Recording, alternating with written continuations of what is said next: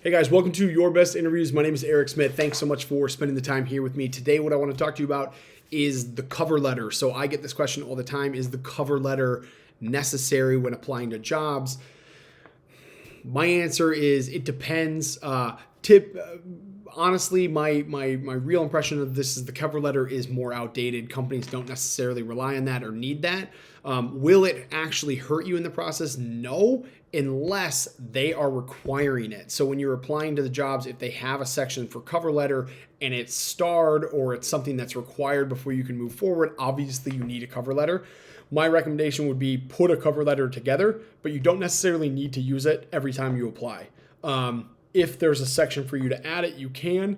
If it's a dream job that you really want and you're really passionate about it, you could customize that cover letter and write a few words as to why you're so passionate about working at that company and why you feel like your skill set and experience is the right fit.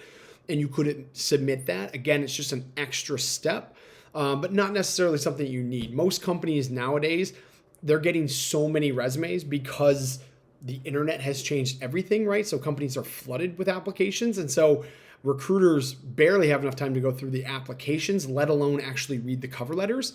So typically when a cover letter is being read, it's when you're in the interview process and maybe a hiring manager or interviewing team will actually read that.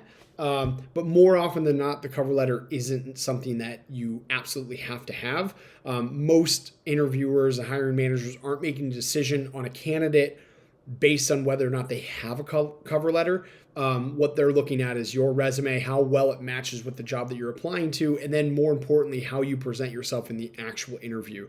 No one is going to reject a candidate that is great face-to-face, has great experiences, great fit for the role, but because they didn't submit a cover letter, they're going to disqualify that candidate that they've already met with. So that likely isn't going to happen. So again, my recommendation is have one on hand. Do you need to use it every time you apply? I would say no. But if you've got your short list of maybe your top 10 accounts that you really want to be applying to or that you really would love to see yourself land, maybe customize it a little bit to show some personalization for those dream roles that you're applying to, that top 10 list. And then outside of that, just push your resume. The biggest thing that you can do is customize your resume based on what you're applying to. So if you're applying to a lot of different industries, make sure you've got custom resumes for those. A sales job is very different than a marketing job, and so you shouldn't be applying with the same resume across industries. You should customize your resume based on the type of position and the type of industry that you're applying to. But for cover letter, it was really important back in the day. Technology has changed a lot to where companies are flooded today with applications, and so cover letter isn't so necessary.